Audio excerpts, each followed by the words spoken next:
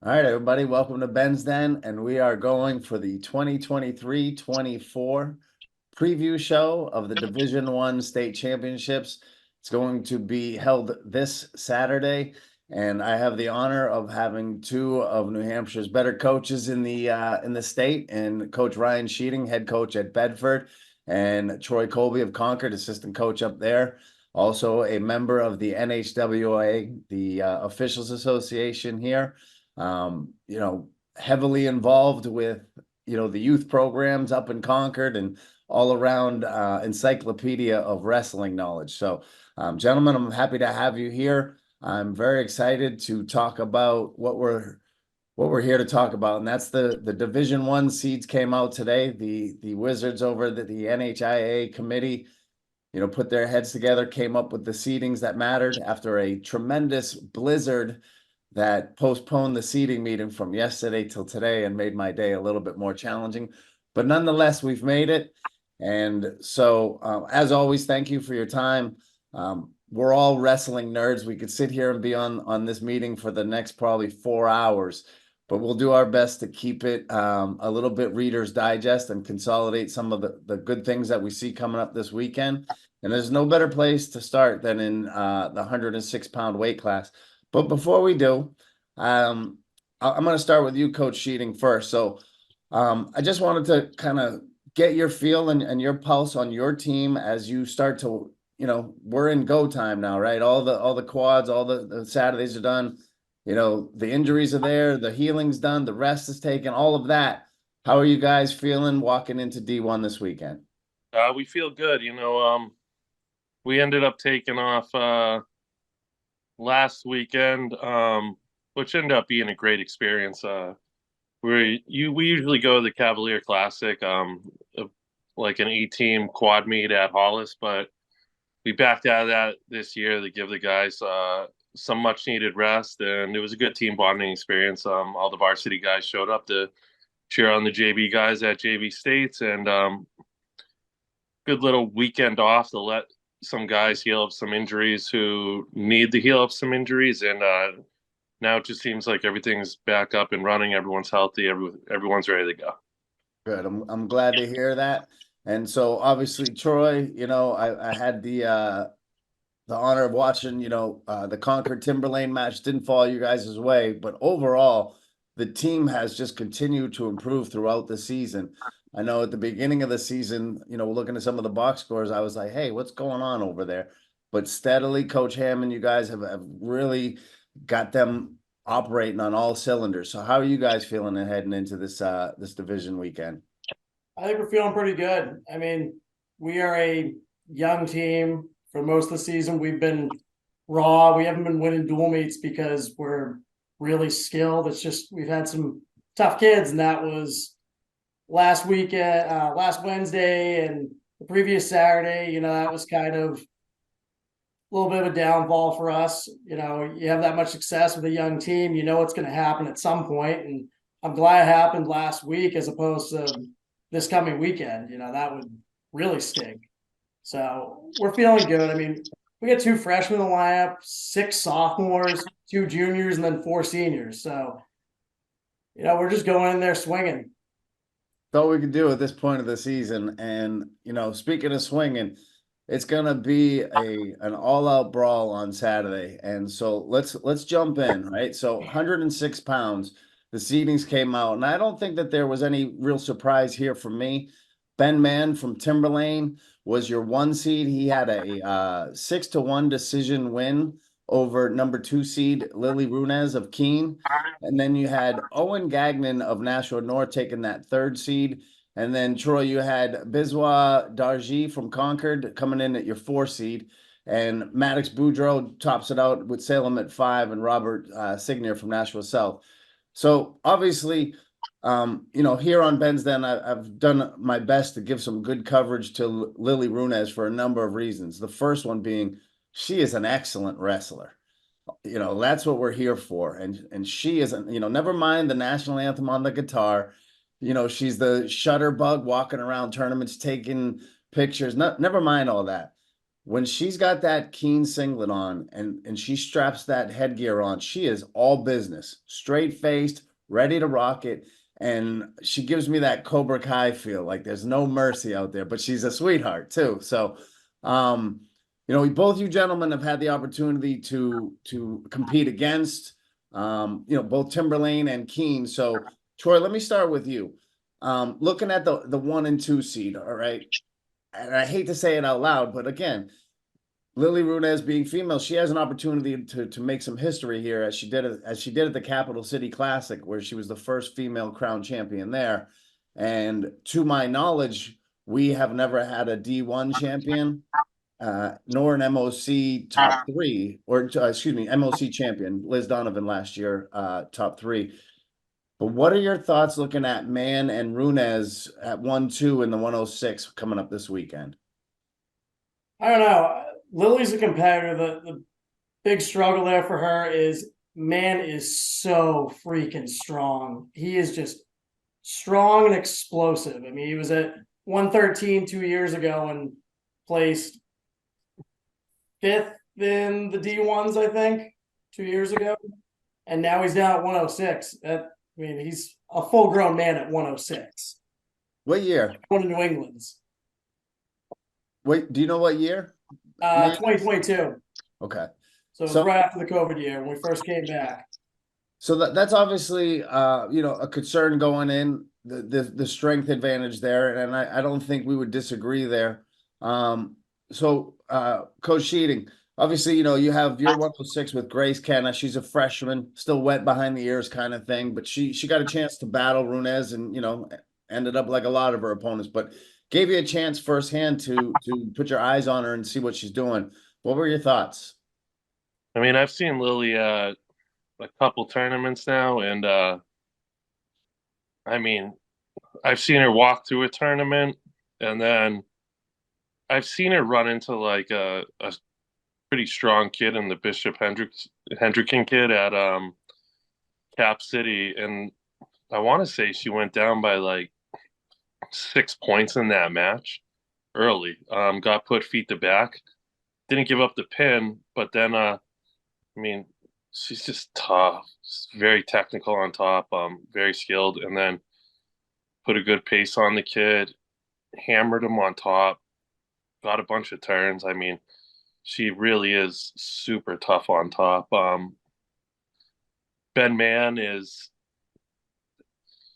he's great on his feet and very strong. And between them two, that's where I think a big difference maker could be for Ben Mann if he just keeps it on his feet, sticks with his takedowns, doesn't play around too much on the mat. But again, they both got to make it there to meet up.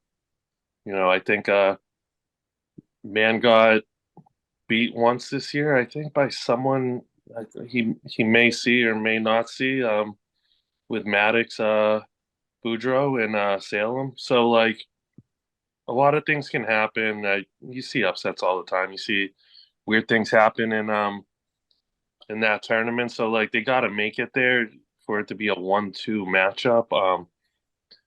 I mean, Ben's going to be really tough to beat on the feet. Lily's, if they're scrapping on the mat and rolling around the mat, like that could be a tough day for Ben. Yeah, Ben Mann, like you said, I've watched him on his feet. He's pretty slick.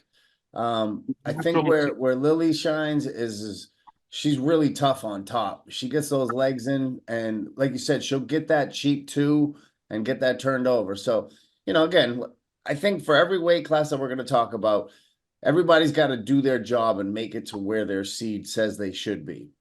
But in looking at 3 and 4, you got Gagnon from Nashua North and Darji from Concord. So, Troy, maybe you can shed a little light on your guy, coming in the 4 seed.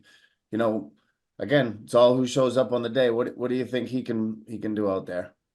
I mean, he got majored by Ben Mann. He never wrestled Lily Runez. Was getting beat pretty good by Gagnon during the dual meet back at the beginning of January, and then came back. I think he lost it by 1 or 2 points. It was like 8-7, 9-7, something like that. Boudreaux, he caught him in a headlock and dual meet. It's very similar to what happened to Man with Boudreaux and the Timberlane Salem duel. Yeah, he's one of our freshmen. I've been working with him for the past month or so, just trying to get him up to speed on a lot of things. Naturally athletic, not extremely skilled in wrestling yet, but he's picking it up pretty quick. So he's dangerous. That's the way to put it. He is dangerous on his feet. I like that. And, I like when those X factors are just lingering outside the top 3 seeds where, if he shows up on that day, mistake-free wrestling goes a long way on a day like this. So good luck to all the 106 pounders for D1. I think, Boudreaux is probably the dark horse there. He could be a bit of hot and cold, but I think he could make some noise and definitely create some upsets. So should be a good race there at 106. Let's pop up to 113. And I got to be honest, I'm hoping that you guys can help me out here because the number 1 seed is Hudson Berry from Exeter. And regrettably, Hudson Berry has fallen off of my radar or never quite made it on. I rely a lot on the track statistics, and I'm not a big fan of how they do things and all that. But nonetheless, Hudson Berry is your 1 seed from Exeter. Sophomore, 28-6 on the season. I didn't see any head-to-heads in track with the 2, 3, or 4 seeds, but you had Dominic Murphy of Salem coming in at 2 with a head-to-head win over number 3 seed Peter Morrissey, actually with a pin out there in about the end of the 3rd period. And then you got your Concord 6 seed Dominic Hubbard kind of down there in the mix there. So I'll open the floor up here, gentlemen. Any of you come across Hudson Berry from Exeter yet? The only thing I've seen from him, anytime we've seen him at any tournaments or dual meets, he's pinned everyone that I've seen him wrestle. So I don't have much experience seeing him, but from what I have seen, he's good size 113. He's pinned everyone that I've seen. I like it. All right. And obviously, Morrissey from Timberlane, tough wrestler in there at the 3 seed. Manchester Memorial makes their debut on the seeding at 113 with Tavin Bland at number 4. Keene's got Jacob Jones at 5. And Troy, tell me a little bit about Dominic Hubbard, the 6 seed. He's the other freshman in the lineup. He's same thing. He's been working with Bizwas. I've been working with him for the past month and a half now. Once again, tough kid. Doesn't know a lot of wrestling yet, but we're making improvements every week, and he's looking to go in swinging this weekend. It's a good way to head into this weekend, right? Leave it all on the mat. All right. So that's 113. Now, for me, we start to move into some of the weight classes where things really start to get interesting, right?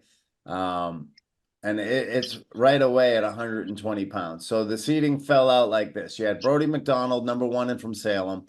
Talon Oljay, number 2 from Timberlane. Cullen Burke, number 3 from Concord. Henry Palmer is number 4 from Wyndham. And then you had Aiden Doyle, Dylan Nadeau, and Caleb Smith, 5, 6, and 7 to fill out the seeds there. So, Brody McDonald, tough kid, well known out there on the Salem team. Him and Oljay have battled back and forth. McDonald's got the heads up win in the dual meet, beat him 9-6. And then you got Cullen Burke, who he just had a championship run at the Capital City Classic. He's looking really strong, and he picks up the 3 seed. And so, Troy, obviously, you're in the practice room every day. You're at every dual meet. You're at all the tournaments. I was really impressed with Burke's performance at the Capital City Classic. He looked like a man on a mission. So 3 seed, not a bad place to be. Nope. Tell me what you see coming, with the 1 and 2 seed above them. I'm sure they clashed heads. But what's it look like for Mr. Burke? He got pinned by Brody and Talon. He definitely does better against Talon, but Talon is so tough on top. I mean, you saw that with the Timberlane Salem duel with him going against Brody. Brody was up, I think 7-0 maybe at one point, and Talon got on top of him. Brody was a little bit paralyzed when Talon got on top and just threw that crossface. He is so dangerous with that crossface cradle. So I mean, he's tough. Yeah, Talon's going to just wrestle tough against both those guys. We'll see what happens. He's pretty good on his feet, and that's where he's got to beat him. Yeah, I'll reiterate. OJ's that crossface cradle is very dangerous. He locks it on so fast, and when he locks it on, it is tight. So if you're gonna cross pass with him on Saturday, keep your head up and capture those hands. All right, so let's talk about 126. All right, again, another really interesting weight class here. Buscema is the rightful number 1 seed with a win over both number 2 Griffin Norwalt, a sudden victory 10-8 over Norwalt, so tight match there. Norwalt comes in at the 2 seed. He took a loss to Brody Reeves of Goffstown at the Blue Devil Classic in the semis. He got pinned there, but since then he's bounced back. He's had a really good season. He's fun to watch and a well-deserved 2 seed. You have Carter Trubiano. He's always in the mix. He battled Buscema to an 8-7 decision loss at their dual meet, and Norwalt to a 6-3 decision loss at the Capital City Classic. And with Buscema keeping his matches close at times, he's not a points machine where he creates this big gap.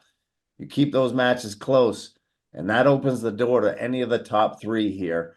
And then if you get a little bit further, you got Alex Jennings at Bedford at number 4. So Coach Scheiding, what are your thoughts? Obviously you're very well versed in Salem and Buscema, but what are your thoughts looking at this weight class?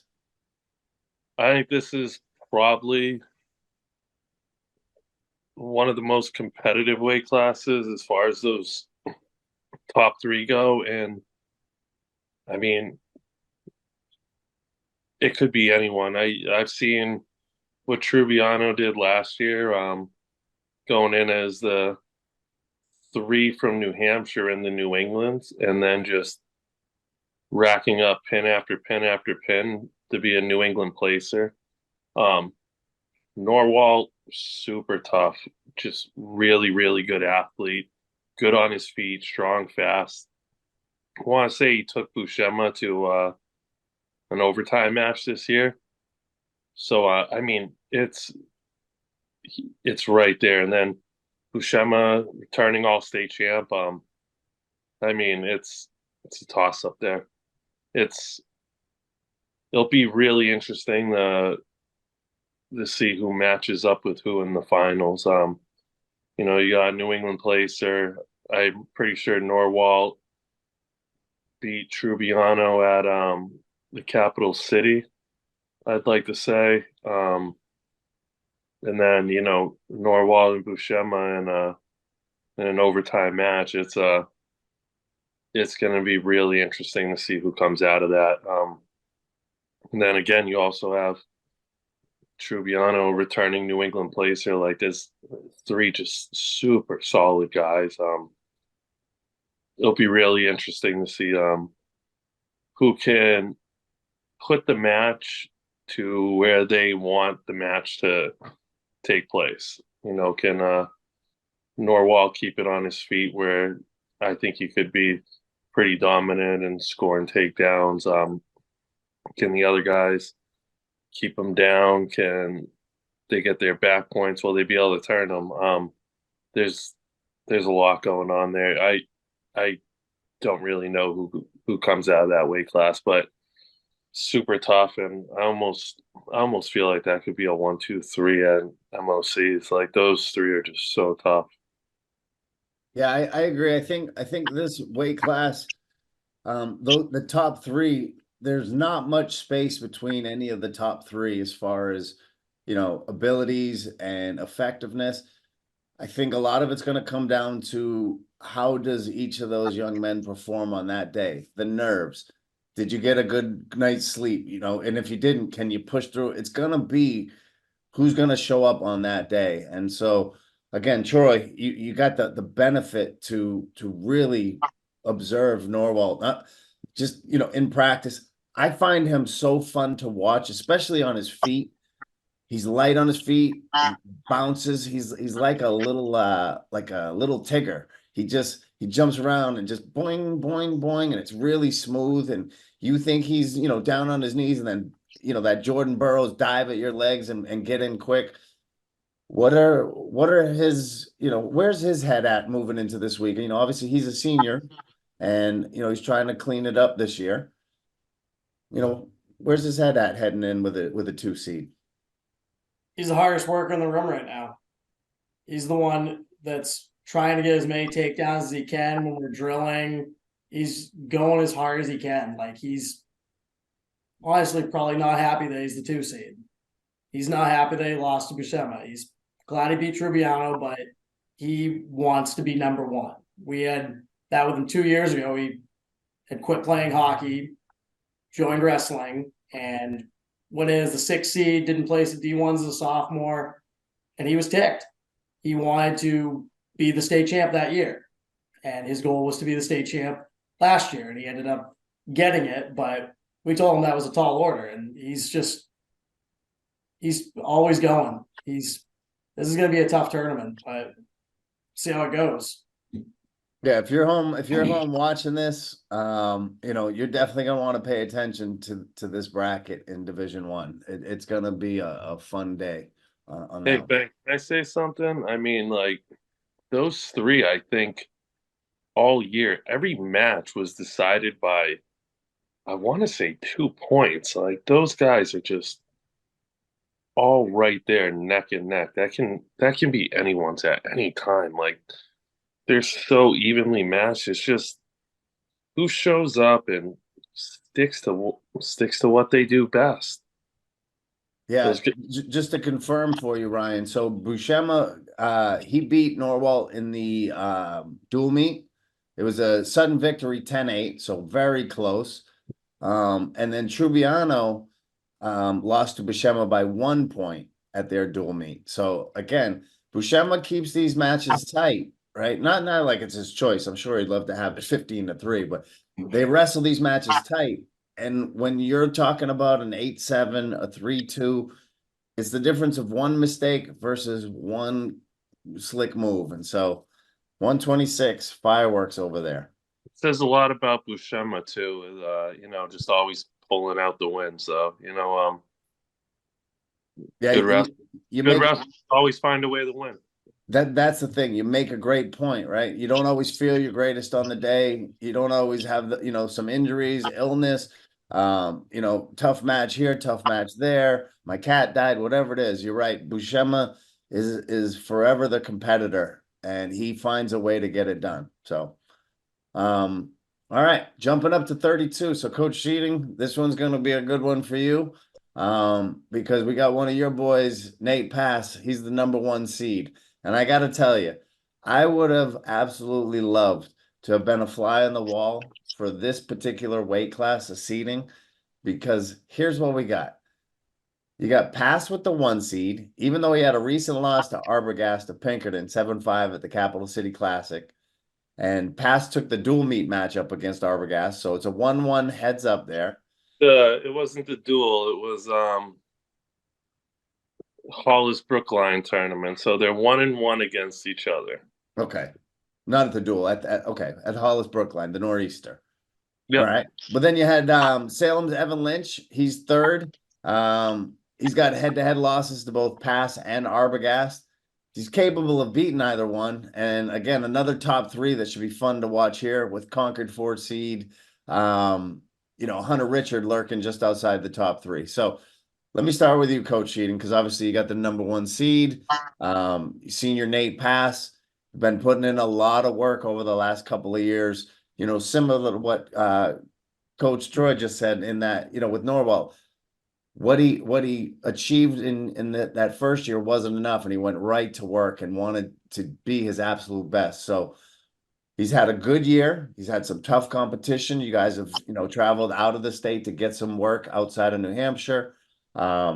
where is Nate Pass as he picks up that one seed?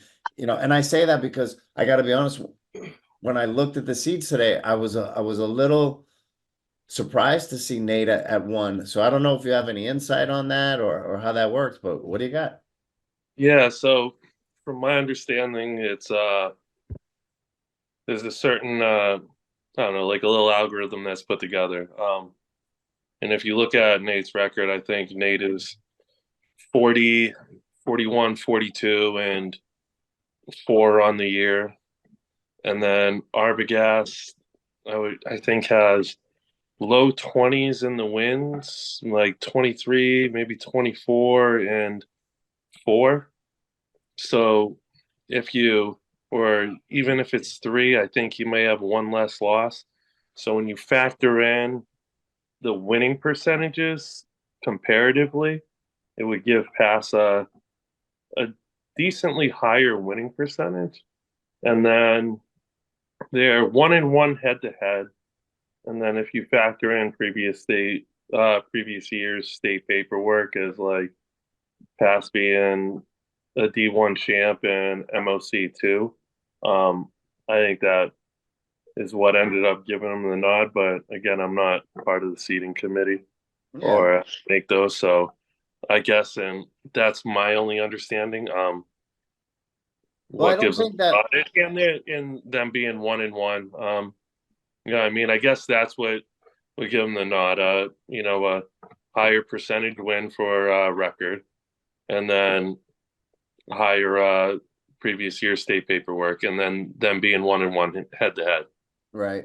I don't think anybody who has watched them this year and sees this, like if that seating was flip-flop where you had Arbogast at 1 and Pass at 2, I don't think you could be terribly upset that way either. I think it's that close in that division.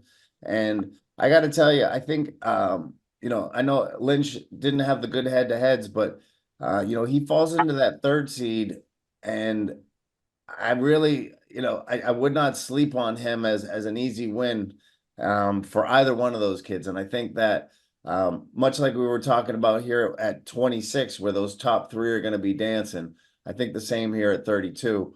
Troy, what do you know about Hunter Richard? He picked up the 4 seed for you guys. Obviously, probably where he belongs considering who's in the top 3, but Yeah. what's it like for him? He's tough. He is a tough kid. I mean, last year he took third D1s. We had told him in his Conti semis match that he had to beat Trubiau to get into the third place match, and he did.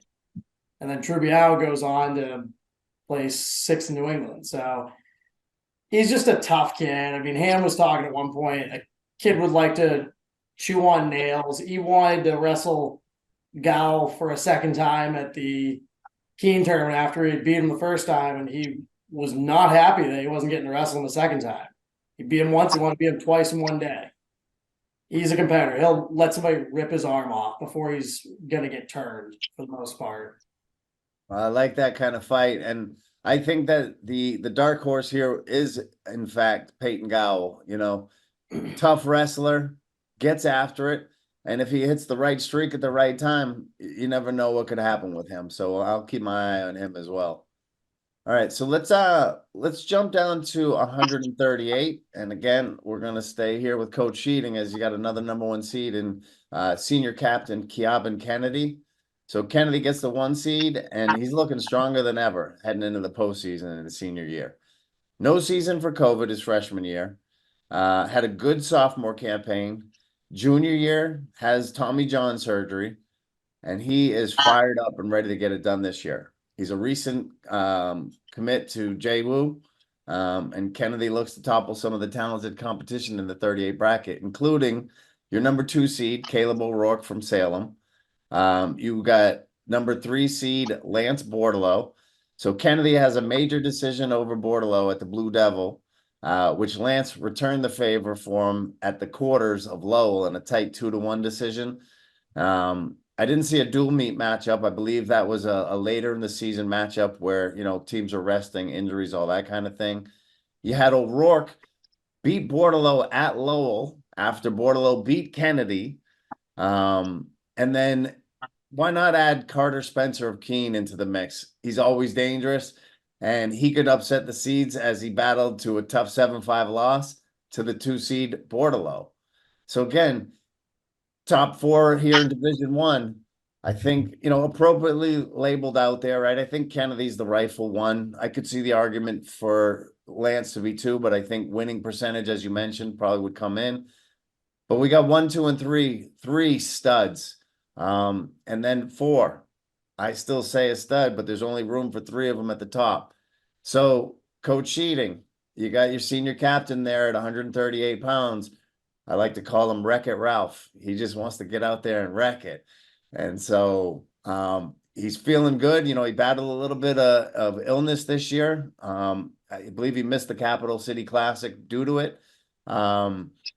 He's had a rough go when you think about his high school career between COVID, injuries, illness, and he's finally peaking at the right time here walking into D1. So where's his mindset? What are your expectations for him, and where might there be some potholes for him?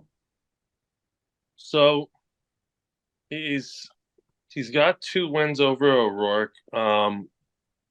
He's actually got 2 wins over Bordelot. He got another win over Bordelot at the Halls Brookline tournament. So he's 2-1 against Bordelot.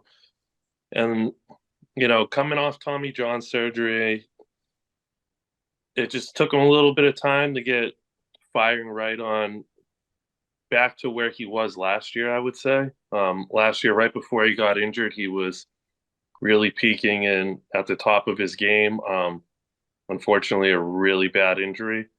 And he's right back to where he needs to be now. He's had a really good streak going in. I think the Timberlane tournament was a really good turning point for him, where he pinned his way through that tournament and even pinned Shea Moores from Haverhill, who was the Low Holiday finalist. He pinned him in under a minute. And he's just been hitting a really good streak lately. He's feeling good. I think he's finally back to where he needs to be mentally, elbows 100%, and just wrestling confident again. And I mean, I think he's the guy to beat right now. Yeah, I'd agree there. I think Kennedy is the one to beat. I think that there's a little bit of Lance Bordelot still, he's not a senior. He's still young. He's been around so long, you sometimes forget he's not a senior, but he's got some time. It's We'll say that again. I said he's very, very tough. Very tough. Yes. Very talented. I mean, you take Lance, who's 1-1 with Caleb O'Rourke, who O'Rourke last year, D1 champ and MOC finalist. So you get a kid like Lance, who's walking into the varsity spot, I believe, for the first time this year. And he's going 1-1 with a returning All-State finalist. And then getting a win, and he's 2-1 against Kennedy, but still he's got a win over a kid who was D1 champ, MOC champ as a sophomore, and Low Holiday finals as a junior before he tore his elbow and had Tommy John. And he's just tough kid, solid, very solid. Yeah. And so, Troy, I want to talk to you about what I think he's one of the good guys, not just in Concord, but I think in wrestling. I like watching him wrestle. He seems like a good kid, a good teammate, and that's six seed Levi Madison. So I don't know that he's going to make enough noise to climb to the top of the podium. If he did, I think it would be a miracle upset, I think is fair to say. Yeah. That being said, he's one of those kids that when you start to think about this from a team race point of view, he's going to be able to get some points for you. So he's ready to rock it? Absolutely. This is third year in a row. He doesn't start off very great. He's slow at the beginning of the season, and then he turns it on toward the end of January. We were kind of a little bit worried about it at the beginning of the year, and I said, hey, he's coming as like the 7 seed at D1s for the last 2 years and qualified for all states. I'm like, he's going to figure it out. And obviously there was, we weren't sure who was going to be at that weight. There was him and Sawyer McCready were battling it out at one point, and this is where we are, and Levi's peaking right now. Yeah. So hold on, my controls just hit on me. Let me get this out. So yeah, so Levi, I think one of the things that, you mentioned Sawyer McCready, by the way, congratulations. He just won a JV state championship this past weekend. And he's always been one of my favorites to really watch, right? Like, I like a kid who's just tough. You don't have to be the best wrestler, but you're gonna get out there, you're gonna get after, you're gonna be gritty when you need to be gritty, even if you're getting your butt kicked. And when I watch Levi, that's what I see. He wrestles tough no matter what. And I think he's going to be a really important part of the Concord team picture. When he gets put underneath, which again, just my opinion based on the seeding, he's going to get put underneath. But I think he's that kind of the kid. He's gonna do like a Trubiano. He's gonna wrestle back, and he's gonna gather a bunch of points for Concord. So that should be a fun addition to watch in 138. All right.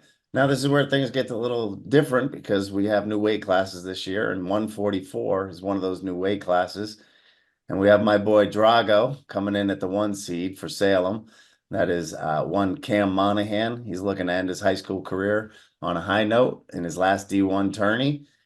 You have Keen's Silas Runez. He quietly picks up the 2 seed. He's had some injuries, some illness. They interrupted his season a little bit, but he seems to be back on track at this point, and he is fun to watch, and you can never underestimate him. And then you got Workman Jacob Andrade from Timberlane. He comes in at the 3 seed, and just outside the top 3 is Nashua South's Benny Brine at the 4 seed. Andrade took 7th at Lowell, and he steadily just had a good season. Again, just gets his gear on, he goes out there and he does work. But I would not be surprised to see him upset Runez on the bottom of the bracket to try to get to Drago in the finals. And so with no horses in the race here, gentlemen, I'll open the floor up. Drago, as I call him, it's Cam Monahan, but I call him Drago because number one, he's got that tall, blonde Russian look that Drago had, but he's very stoic. He's learned to control his emotions when he's wrestling. He used to kind of get out of control a bit. He's started to really settle down, and I think he deservedly has that 1 seed. That being said, Runez is well coached. He's a senior. He's got a lot of experience. You got Andrade under the bottom that you just can never count out. And you guys both being D1 coaches, you've seen them all. So, Troy, let me start with you. What do you see rocking down there in that 144-pound division? I think of those top 3 guys, just about anything could happen. Monahan, he's physical, he's explosive. That's really his biggest attribute. He is physical with guys. He moves them around, hits his shots hard, has no problem hitting multiple mat returns on somebody, picking them up, putting them down their hip. Runez, he is savvy. He's slick. He can move around quite a bit on his feet. Andrade, I haven't really seen him a lot this year. I was a little surprised at his match in the Timberlane duel against O'Rourke. I think he kind of just lost his head a little bit that night.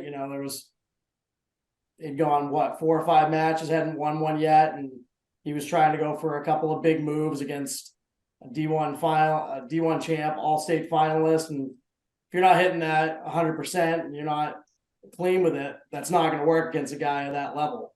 So, I think he had a moment of weakness there, and he's going to come into D1s a different kid than we saw him in that Salem Timberlane duel a couple weeks ago. Yeah, I think he's one of those guys. Like, he's not flashy. He's got to grind it out to get what he wants, but he just doesn't stop, and he'll grind until he either gets eliminated or not. And I like to throw some of the young kids in there, and Benny Brine over there at Nashua South. I had the honor to watch him a lot on the youth level. He's come a long way. He's 16 years old. He's going to start maturing and his technique is getting cleaned up. I don't know that he's going to be able to crack that top 3 per se, but I definitely believe that over the next couple of years, you're going to see him rise up. So that's 144. When we move to 150, surprise, surprise, we have a Bedford kid at the number 1 seed. And after a somewhat surprising runner-up, at least to me, finishing at Lowell, you had Seth Hasty, who's been solid all season, producing bonus points with majors, techs, and pins. He's tough to beat, and he is your 1 seed. You got Dylan Salaveras of Wyndham claiming the 2 seed, and Manny Perez from Londonderry at 3. And they have their work cut out if they want to top Hasty. Salaveras, super strong, great gas tank, and Perez, slick. He just finds a way to win. And so, Coach Scheiding, I'll go back to you. You and I have talked behind the scenes about Hasty, and you're high on what this young man, not only what he can do, what he's created to do, but the journey it's been for him to get here. He had his older brother Owen, who blazed the trail for him beforehand. And then he comes behind him and he's outperformed Owen, if you ask me. And I think that's the benefit of being the baby brother is you didn't have to kick down all the grass that your older brother did to figure things out. And he goes into his senior year, no plans to wrestle in college, just going to go be a smart kid with his brother, fly planes or do whatever it is they're going to do. But before he heads that route, he's going to finish his high school here with the Division I tournament. So great season thus far. What are you expecting? Yeah, I mean he's setting his own path, different from his brother. And he's doing his own thing and doing great this year. I think it really kicked off in the off season for him. Wrestled a lot during the off season, started finding some success. Really felt that he belongs there at the top. And took that into the season, and he's been performing great all season. He's got wins over everyone in the state. His only losses have came to out of state competition, Lowell Holiday finals, and then kid from Central Catholic. And I think those are the only losses that he's picked up the entire year. Even out in New York, he wrestled amazing. Pinned the whole tournament with a tech fall in the finals. So he's been wrestling great all year. The rest of the bracket, tough. Perez, Manny Perez, super tough. Robert Perez, very dangerous. Silveris, tough match with Hasty. He was up in the match before he got pinned. So really tough kid. I think Silveris is beating everyone in the state, but you can't count out Manny Perez. Manny Perez, super tough, very solid, can throw, catch you at any time. Rob Perez, same thing, really, really strong, dangerous. Jack Gillard, I think he's won a couple tournaments this year. He's been wrestling really solid. So like those top 5 are really just very solid kids. But Hasty's performed great this year. Is if he keeps it rolling and wrestles the way he is, it's his to lose. I think that's a fair statement. And I'll go one deeper in that seeding, and I'll go to Max Chung from Concord. He's your 6th seed, and I'll bring him up because I had a chance to watch him at the dual meet between Timberlane and Concord, and color me impressed. That kid, he works hard. And he's a scrappy kid, and he just does not quit. So Troy, 6th seed coming in, give me a little backstory on him. Family moved up here from New Jersey. He's sophomore. It's really only his 3rd year wrestling. He's done great, decent weight class. It's been fun to watch this year. He almost placed at Lowell. He was like a match 2 away. He's just been in a lot of good matches with these guys. He got a win over Perez right before Christmas. There was like an injury time thing with Perez. Not sure what was going on, but he had gotten a takedown on him, and I think it might have been like 2-0, and that happened. Robert Perez, wrestled him in the dual meet. Robert Perez he's tough. He's explosive. The only thing I'd worry about with Robert Perez is for his tournament, being explosive. I think he gets a little excited. Like he gave him an illegal slam doing a suplex when he was wrestling Chung. So, you worry about that in the state tournament. You hope a kid keeps their head about them and doesn't do anything foolish that gets him out of the tournament or anything like that. Gillard, that kid has a gas tank. He is relentless. Absolutely. It's like a boxer with a constant jab. He just keeps coming at people for 6 minutes. If you took an ultimate tiebreaker, I don't want to see what he looks like there because he's just going to keep going. Yeah. He so between between Perez, Gillard, and then Chung, at like kind of call it the bottom three of that bracket. Like those are three really tough wrestlers that if you sleep on, you could be in the wrong side of the bracket before you know it. So Coach Scheiding, I like what you said. I think it's an accurate statement that it's Seth Hastie's to lose. If he wrestles the way that he wrestles, he should be crowned the D1 champ. That being said, we got to wrestle. I mean, like, yeah, you got to wrestle, and when you look at some of the names in that bracket, like it's deep. It's Sure deep. is. 1 through 6 is deep. Like Chung gave Hasty a good match at Lowell's. Gillard's tough. Like Robert Perez is dangerous, super dangerous. I watched Robert Perez take out Caceres from Shawshank Tech this year, so kid's solid. He's a gamer. Manny Perez is always a gamer. Well, we got a lot of depth in that particular weight class, but I will tell you one weight class that, and again, I hate to say this, but it is a wrap at the beginning, and that is at 157 pounds. You have number 1 seed Tegan McConnell. And again, it's a matter in my estimation, right? Sometimes there's just kids that are just better than the kids here, and Tegan is one of those. McConnell makes his return after weeks of rest, rehab, and conditioning to nurse some injuries that he's had, and he's finally feeling ready, which is bad news for the rest of the 57-pounders. I suspect it'll be a fairly pedestrian day for McConnell. Again, the caveat, you still have to wrestle. Anything's possible. I get all that. But if everything goes according to plan, I don't think McConnell gets a point scored on him unless he's letting somebody up to take him back down. As far as who he meets in the finals, Evan Landry's a tough kid. Dylan Roy's a tough kid. Pinkerton and Wyndham. You got St. Ange out there from Exeter. But I guess, again, Coach Scheiding, let me bring it back to you because you've been without McConnell for a little while now. He's been out of the dual meets. He's been sitting the tournaments out. And I know what it's like to have a thoroughbred in the barn, but you can't open the door up and let him go run because it's bad for him. Well, now that you can open that door up, I'm sure he's ready to go mentally, physically. You're not in wrestling shape if you're not wrestling.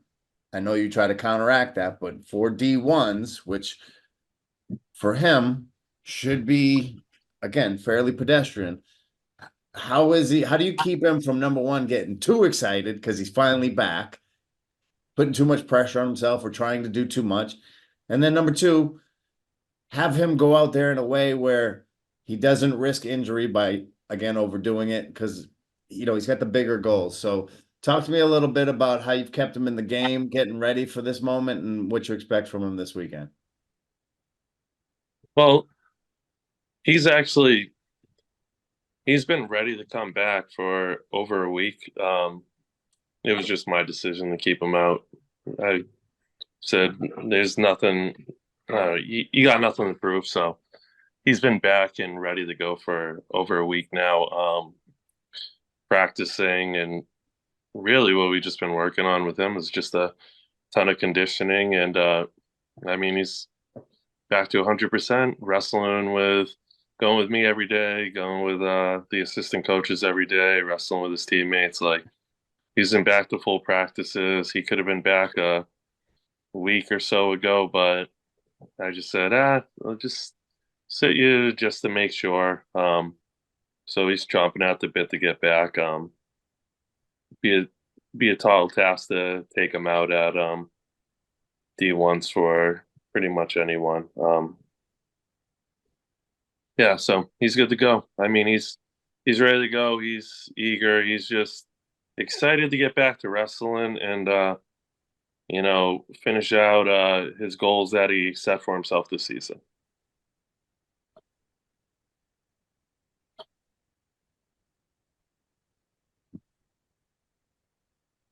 Troy, I was just saying, I bet you I'll throw it to you, but I don't think we disagree on 157. That's a McConnell win if everything goes according to plan, yeah? Yeah. Okay. All right. Well, then let's move along to 65. And the name I've been watching a lot this year ended up right at the top of the list here for 165. So my man Constantine Isaac of Wyndham locks up the 1 seed at 165 pounds and has looked strong all season long. You got 3 tough kids finish or 3 so third place finish after losing to Campbell's Logan Allaire. That's what it was at the Capital City Classic, right? Logan Allaire, he's buried in D3. And D3 is not the D3 of old, but Campbell is still a very down team. So you got the one shining moment there of Logan Allaire, but Constantine Isaac of Wyndham has been a spotlight for most of the year. And you got Steven Rosario, number 3 seed at Nashville North. But then you also have Nels Del Almeida. He's the 2 seed at Pinkerton Academy. And so I held off on Del Almeida for a second because him and Con Isaac actually had a really good match. 2 points. It was just a 2-point match. And I love when I see those kinds of matches because it means, hey, we could have some competition here. So, Troy, you got Anthony Gulatieri in the 7th seed. And so I know you've had a chance to see Constantine and some of the other seeds here at 165. So anybody beating Constantine here? I mean, maybe Nels, he's gonna have a good day though. He's gotta have a good day. All right, so it's Isaac's to lose. Yep. Okay. That one's gonna be interesting when we go a week later at the MOC. That division's gonna be interesting. So I mean, with that division, like Constantine, I saw him at the Cap City. He had a lair on his back. I mean, maybe the ref might have been not in the greatest position, but he had him cow catchered on his back for a while. And I want to say Allaire may got saved by the bell at the end of one of those periods and then came back and ended up pinning Constantine. But I mean, he had him in a really, really bad spot in that match. Nels is a really good athlete, big, strong, fast. And Nashua North kid Rosario is I don't think he's someone to sleep on either. He's a really good athlete. He's fast. He's not afraid to throw either, so that always makes him dangerous. yeah, And I want to say the North kid wrestled a decent amount of the season up at 75 and is now down at 65. Yeah, so you're gonna have some big boys banging around in that 65 bracket for sure. So, all right. Next bigger bracket. I think this one kind of falls into the same category as 57, where we got a lock of the week with David Pinto Jr. as your number 1 seed there.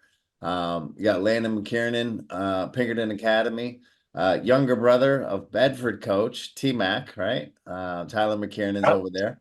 And so, good wrestling lineage. You got Tyler, you got Jack, both very good wrestlers.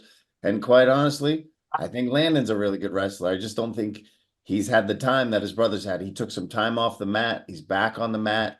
He secures the 2 seed there. You got Tucker Watson from Bedford, the 3 seed. You know, Anders Arbogast as Exeter's 4 seed, the Arbogast name. I wrestled with Arbogast way back in the day at Nashua High. So that name's been around for a while. So there's some names out there. Pento Jr., it's his to lose. I think that the question is who ends up battling Pento Jr. in the finals. And with Watson and McKiernan on the bottom of the bracket and Arbogast up top, Coach Scheiding, what do you think with Watson and being the 3 seed and potential matchups? Yeah, it's a duel for who takes two there. It's going to be a tall task for anyone to beat Pento Jr. I actually truly believe that Pento Jr. could put together the right tournament and win New England's this year. Call me crazy, but from what I saw at Chelmsford, I think he has what it takes to win that weight class. I saw him wrestle a hell of a match until injury set in against Central Catholic kid. He's right there. He's definitely right there. If he comes and puts it together, I mean, he's an absolute problem on his feet and at the highest level, especially New England's. The matches are won on your feet, so it's going to be a tall task for anyone to beat him. And what it seems like most people are wrestling for second here. Yeah, I think again, sometimes there's just levels to the game, and in this particular bracket, Pento's on another level. So, um, He's phenomenal, absolutely phenomenal. and he's put in the work, right? He wrestled on the youth level. He's wrestled off season. Yeah, it's what it takes. You got to put it in.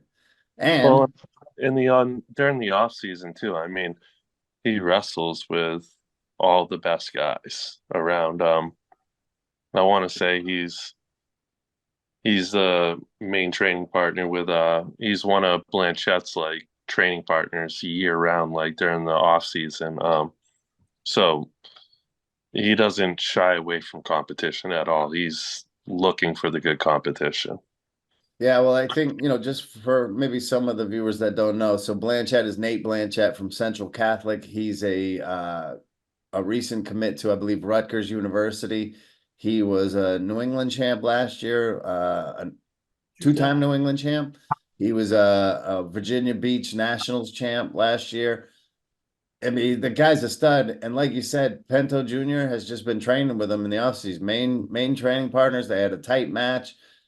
They really are setting the stage up for what could be an amazing New England's bracket down there at that weight class. And so, Pendle Jr., step 1, check off the D1 box. Step 2, check off MOC. Step 3, get down to Rhode Island, and we'll take it there. So, his teammate Patrick O'Connor at 190 pounds is your 1 seed, while Spencer Sierra of Timberlane is your 2 seed.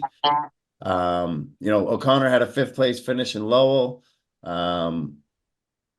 We also have Liam Shambo Wyndham is your 3rd seed, and recent West Point commit Tom LaCroix, Pinkerton Academy in 4.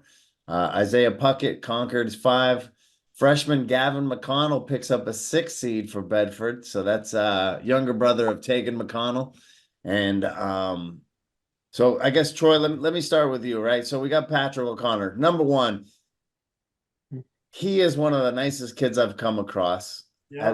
As I've talked to him a few times on the mats, and I've encountered or observed him at tournaments and how he is with his teammates.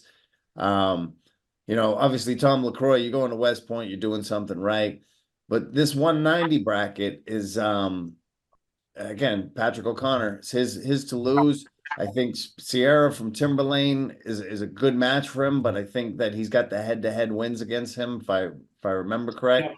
What are your thoughts on Patrick O'Connor from Londonderry and the 190 weight class? I definitely think it's O'Connor's to lose. That kid gets on top of somebody. He is so tough with riding legs. Sierra is a tough kid. He's a solid wrestler, kind of old Timberlane style, just hard shots on his feet, tough on top, just has relentless with a Mills half, Blair ride. But O'Connor's just on a different level from him. Other than that, I mean, I didn't see Shambo from Wyndham. LaCroix, him and Puckett have split. Puckett upset him in the dual meet at the beginning of the year, which was a good turning point in our first dual meet.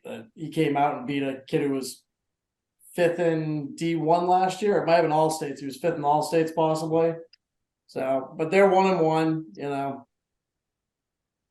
No, we'll see what Mr. O'Connor does, and then see how the rest of the soldiers fall in there.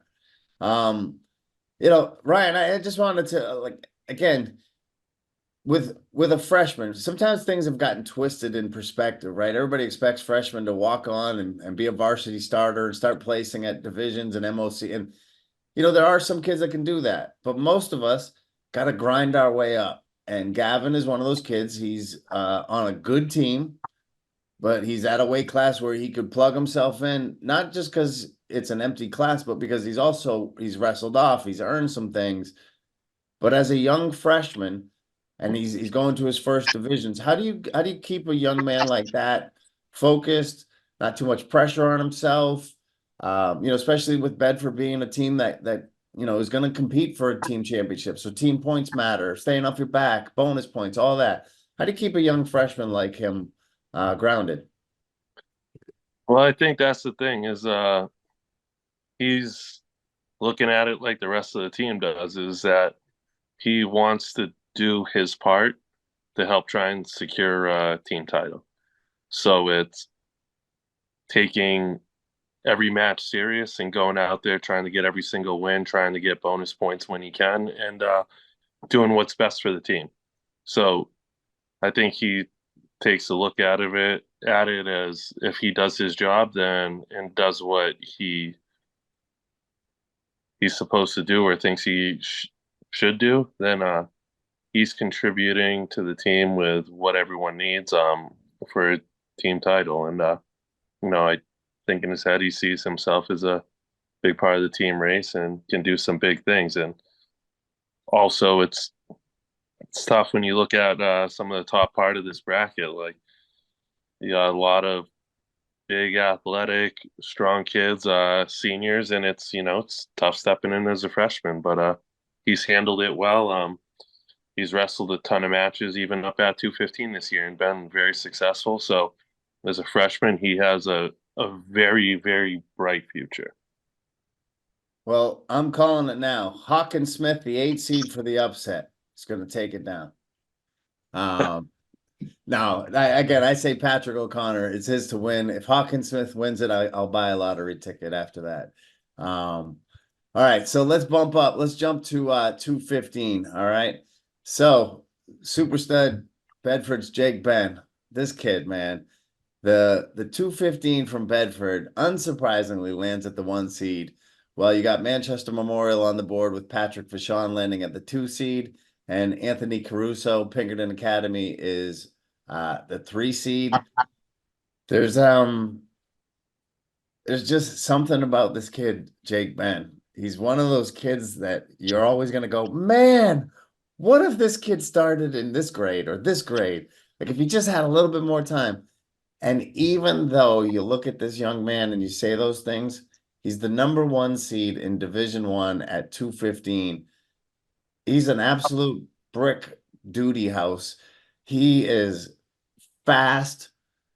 He's got a complete package, and he has never been to a decision one way or the other. He's not undefeated, but he does not do decisions. It's either I'm going to pin you or you're going to pin me. And that's not uncommon in new wrestlers, even when they're physical freaks like this kid is.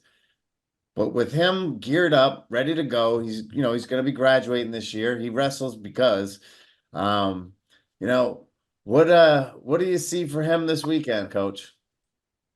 Yeah, I mean, he's had a great year, and he does come from like a wrestling family, so his older brother was captain of the wrestling team, and his younger brother's the starting heavyweight this year.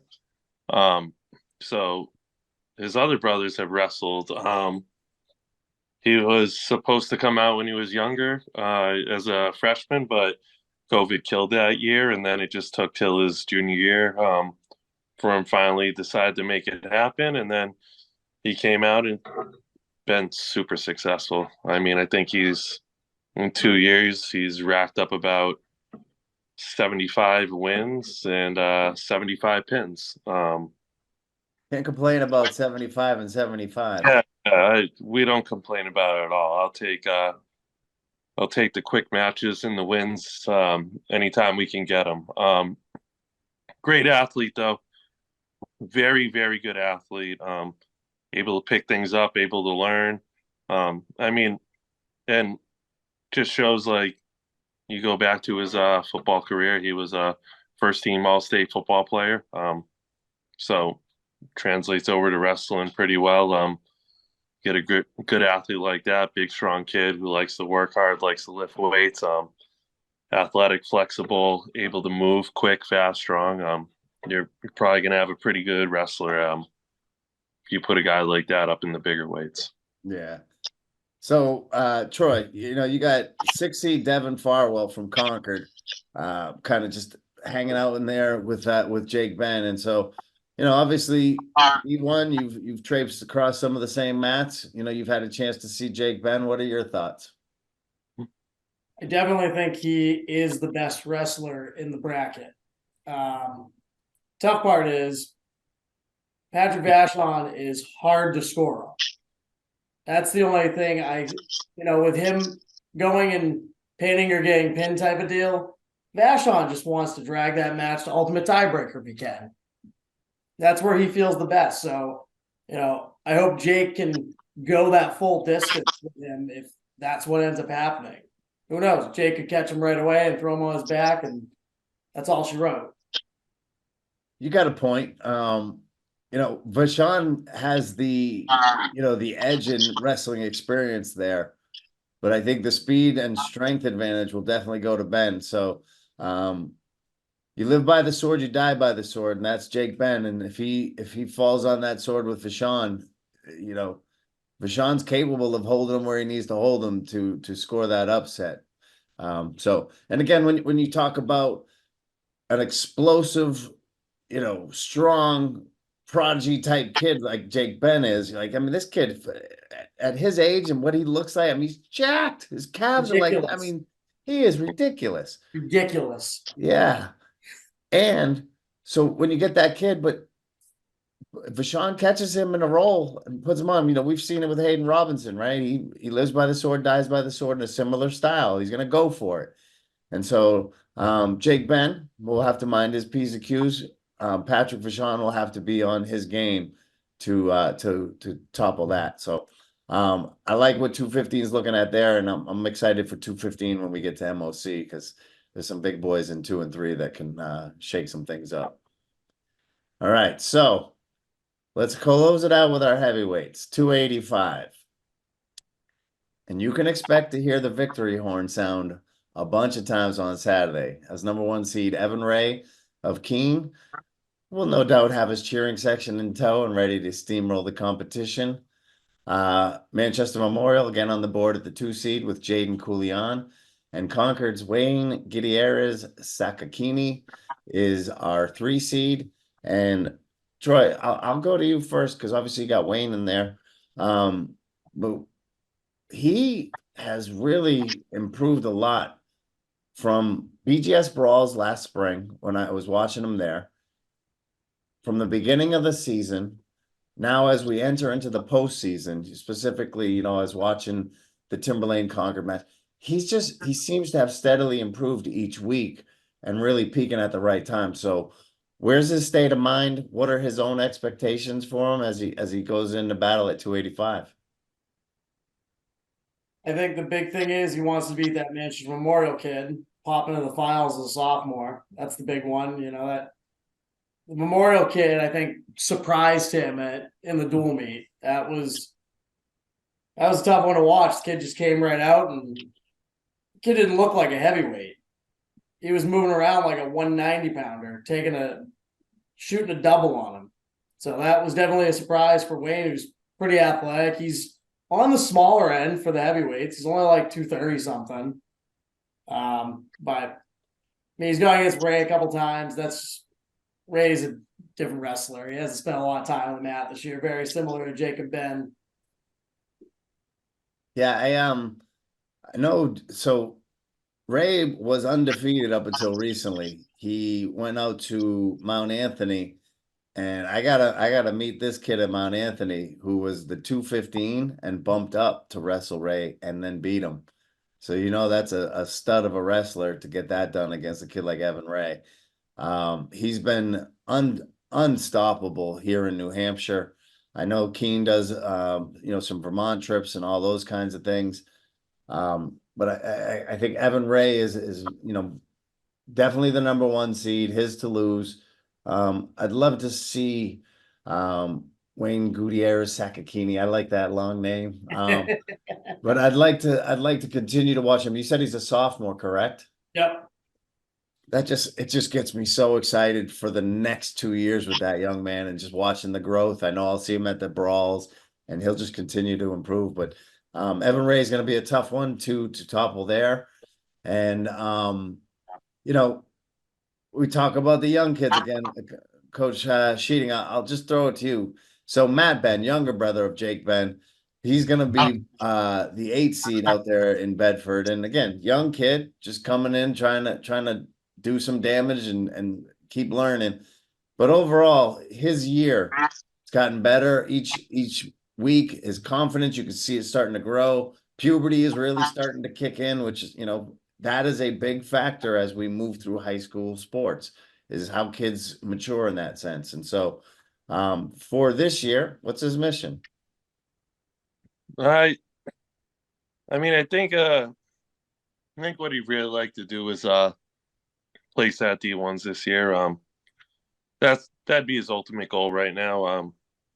As far as next year comes, the good news is he's got a really good heavyweight coach with Travis Hughes that he gets to work with every single day. So that's really helped him come a long way. And then I want to say, and I hope that he's made the commitment to wrestling during the off season this year. I think he's just gonna continue to focus on wrestling and football, and I think he's gonna just focus on the weight room and wrestling during the off season. So that's something we're really looking forward to. So we're hoping for him to meet up with Evan Ray, and it's number one kid in the state. It's a tough hill to climb, but we'd like at least to get there and meet up with him again and see that. Yeah. Hey, tie your shoes, you strap your headgear on, and off you go. Show All up right. and it happens. Well, that is our weight class review. And so we get to the point where we got to start talking about the team race. And I'll spare both of you because I know coaches that are involved in the team race don't want to talk about the team race. So I'll just give my quick review real quick, and then I'll let you guys offer your final thoughts. But a few years ago, for whatever reason, for whatever events took place, we seem to have found some parity here in New Hampshire where we're going to have a number of teams that are in the mix. And this is just how I see it. But I see Salem, Bedford, Concord, Timberlane as probably your top 4. Shuffle them about in your top 4 however you see fit. I think you see Keene. I think you see Pinkerton. Like when we get into that tournament time, it's different from dual meets. And so I just want to say, not to you guys, but to the fans of the sport, the idiots like me that are looking through brackets tonight, that are on the phone for all hours of the night talking about, what could happen and all that. I just think that we're going to see a great D1 tournament this year. I think D2 and D3 will be very similar. The numbers are looking good. The parity is good. The wrestling level has jumped up here. And so I don't know who's going to pull it off because we're tight in a bunch of these places. But I do want to say it's nice to be able to have a team race where there's some possibilities. And I know you guys have been working hard all year. And I literally mean all year, not all season, because this is not something where you shut it off at the end of the season and don't think about it till the season starts up. So that being said, Troy, let me start with you. Final thoughts on the Division I tournament, how the seedings were, and what fireworks you might expect. I wasn't crazy surprised with any of the seedings. They all seemed pretty standard to what had gone on this year. Team race, it's the tournament's going to be won and lost, and the places are going to be won and lost in the semis and the consi semis. Just as any true tournament should be, any competitive tournament. It's who's going to push their guys in the finals, and if somebody gets beat in the semis, who's going to come back and go for third place and not drop down to that 5th and 6th match if you're the 2 seed, 3 seed, 1 seed even, because we all know that's never happened before, a 1 seed getting beaten in the semis. Yeah. All right. Coach Scheiding? Yeah, I think it's nice to see in the D1 tournament finally that you're going to have a bunch of teams that are dueling it out to see who can take it home. Pinkerton's right up there too. They have a super deep team that has they have a team that has so many placers at so many weights potentially, that just always makes them dangerous, similar to a Minnesota team that won the NCAAs one year with 0 champs but 10 All-Americans. There you go, brother. It doesn't matter how you put it together. You just got to put it together. And so, yeah, they put it together, and that's the way that team put it together with 0 champs, and they ended up having 10 All-Americans in 10 different weight classes and won a team title. So, like, that's a super deep, super dangerous team that has a ton of talented kids, top to bottom. So it really comes down to punching kids through the finals, picking up the bonus points, and then guys falling down in those lower part of the brackets and wrestling all the way to their best abilities, and coming back for third. And even those 5th and 6th place matches will matter. Picking up those extra wins there, just a few extra bonus points for the team. Every little bit counts. It's the most wonderful time of the year. Gentlemen, as always, I thank you for your time. I know you're busy. It's Valentine's Day. I broke out my new background. You see my little Division I preview show. I got it all hooked up for you guys. But listen, I'm a nut. I love talking wrestling. Whenever I see either of you, it turns into some, long dissertation about something that has to do with wrestling. And I thank you for that, because that stuff feeds my soul. I love what we're all doing here. I wish you guys good luck, and we'll see you on the mats.